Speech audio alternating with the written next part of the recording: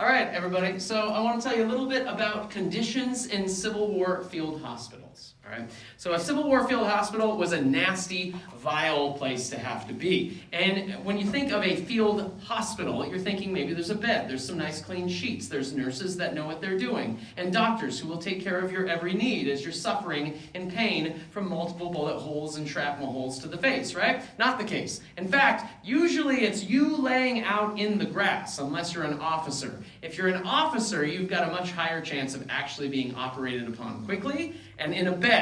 But more often than not, what's going to be the case? You're on the ground. Yeah, you're on the ground, and you've got a festering wound, too. Try to imagine if you've ever smelled some food that's gone bad sitting in your fridge, right? So you've got like a piece of meat or some chicken or eggs that have gone bad sitting in the fridge. Try to imagine your leg having a ruptured wound that is festering. Every hour that passes, it gets worse and worse, and it starts to smell worse and worse, too. One of the key wounds that happens at this time is if you get hit in the gut.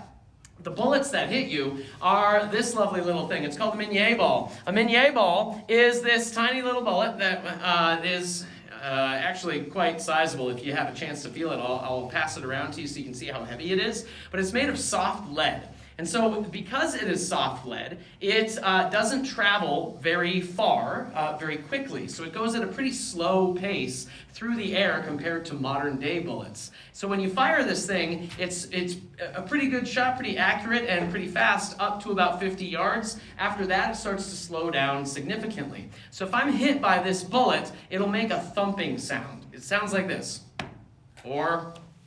And then when it hits a big bone, like a femur, for instance, if I am at close range, like Seth to me, and you hit me in the femur, that would be good for me. Because what will this bullet likely do?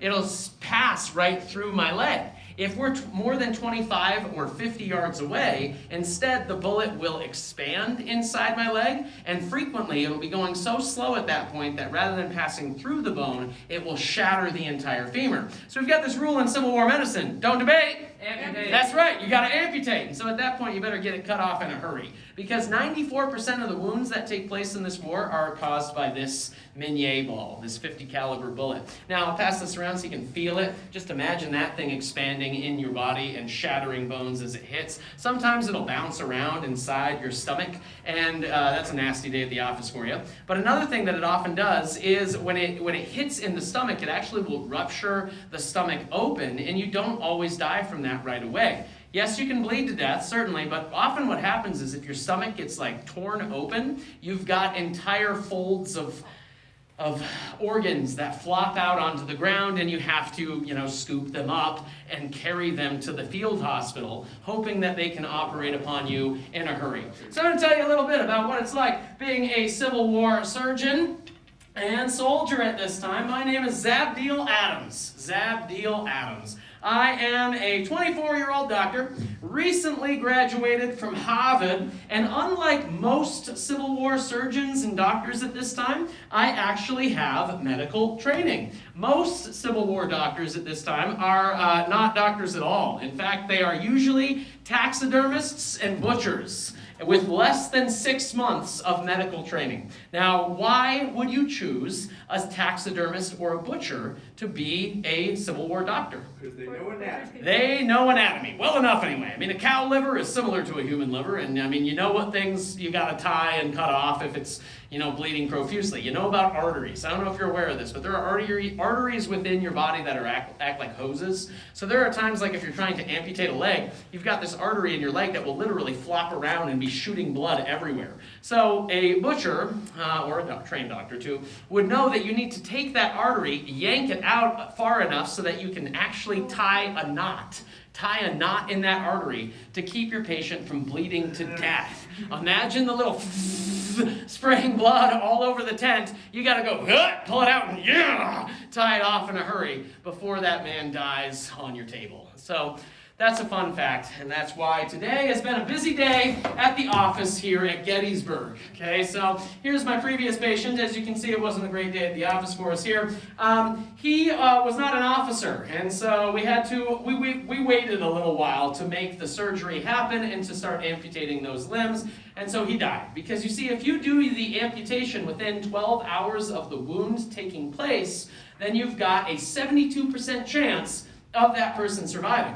But if you wait more than 12 hours, their chances of surviving are cut in half every 2 hours that pass. So you think about it, you don't have a great chance if they don't get this in a hurry. Most of the time, do they get to all the men in a hurry? No, sometimes it takes days, especially if you're not an officer, to get to these men and get the amputations done. And if you're shot in the stomach and your innards are falling out, is there really anything we can do for that man? No, we just, package them up as best we can and say, let's hope for the best, son, and it usually doesn't work out well. So, we've had a busy day, so what I'm going to do is I'm going to clear this off, and we're going to do a little bit of surgery here with a willing participant. There we go. Seth, he has been wounded in the right tibia. The right tibia. So what we're going to do is get my 2 Civil War nurses, it looks like it's you two. You guys are going to take him by the shoulders and bring him over here to my table. Put his head right here, please, his legs right here, and I will operate upon the tibia. Yes. Now, while they're doing that, let me just tell you a little something about all the different instrumentation that we've got today. First of all, we've got this lovely mallet. Okay, the mallet is because, if we need to amputate, let's say, like at the knee, that's going to be difficult to cut through that knee. Have you guys ever tried to cut through a T-bone steak without breaking the steak?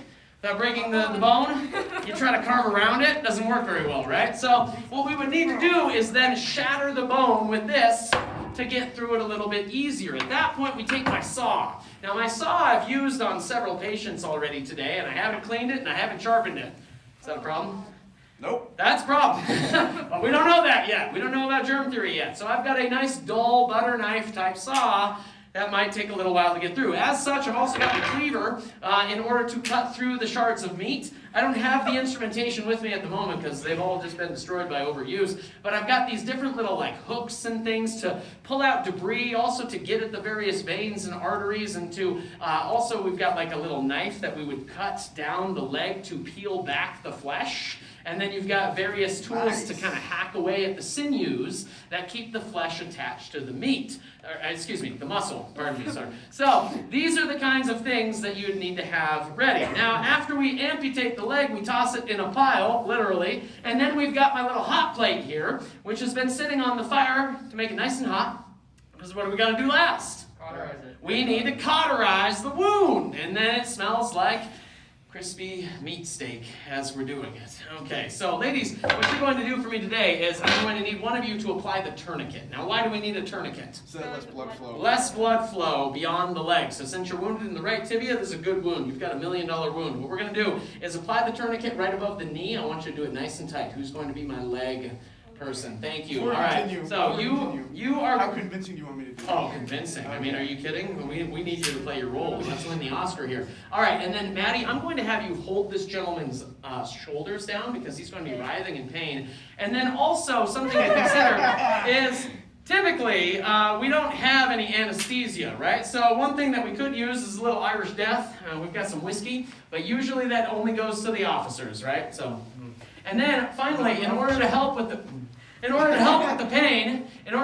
pain, we would also have him literally bite a bullet. Have you ever heard the phrase "bite the bullet"? That idiom comes from first the Revolutionary War and then the Civil War, where they would have them chew on a Migne Ball to prevent themselves from having maybe quite so much pain. So you will be my cauterizing person. You're going to pull that off the fire when it's time. And then I'm going to be asking you for various tools and instruments as we move along. So go ahead and apply the tourniquet, please. Nice and tight, right above the knee. Right above the knee. All right, very good. Oh, okay. Hard day. Hard day at the office, I agree. Gettysburg. Can you hear all that screaming, sir? Yeah, try not to listen to that. And there's going to be some more soon. Yeah, there's going to be some more soon. There's a lot more men dying right now, and so we've got a little Irish Death. Are you ready, sir? Yes, sir, I am. All right, fantastic. Oh. Okay, let's do this. Okay, so here we go. Sir, I'm going to break the knee. Are you ready? I'm going to break the knee. No, all right, I'm sorry. Hold still.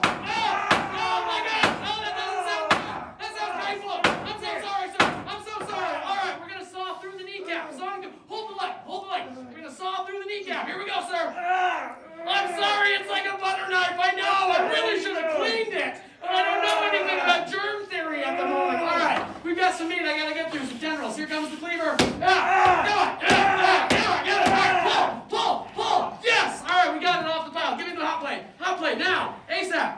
Oh, very good. Okay, you ready, sir? Here we go. And he would have passed out from pain. Woo! All right, my work here is done. Very nice. Civil War medicine. Now my leg's gone. Beautiful. What do you think? Is that going to go viral? Get it? Sure. He's gonna go viral. Yeah, because think about it. What's going to kill more people than the bullets? Germs, the infection. We don't know about the germ theory yet. And so part of the reason that we know about germ theory and the fact that you should clean instrumentation is, but we have this lovely scientist by the name of Louis Pasteur after the American Civil War who is going to come up with a process known as pasteurization.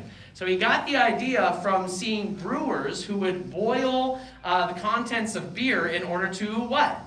Kill the germs. So they didn't know they're killing the germs, but they're trying to make it like safer and better to drink, and so the fermentation process kills those things and then creates the alcohol. And then he also noticed that if you boil milk and boil water, you're more likely to kill off the things that seem to cause illness. So germ theory develops out of that. After the Civil War, we've got a much greater conception of what germ theory is like. And because of pasteurization and the antiseptic principle from a guy by the name of Lister, have you guys ever swished with Listerine? Okay, so Lister came up with the idea that if you boil things with alcohol and clean them with alcohol, you kill off the bad stuff. So between patients, what are we going to start doing after the Civil War? What are we going to start doing with instrumentation? Cleaning the instruments with alcohol and boiling in order to kill off the germs. However, during the Civil War, sorry, not the case. So twice as many men will die from infection and disease than they will from actual battle wounds.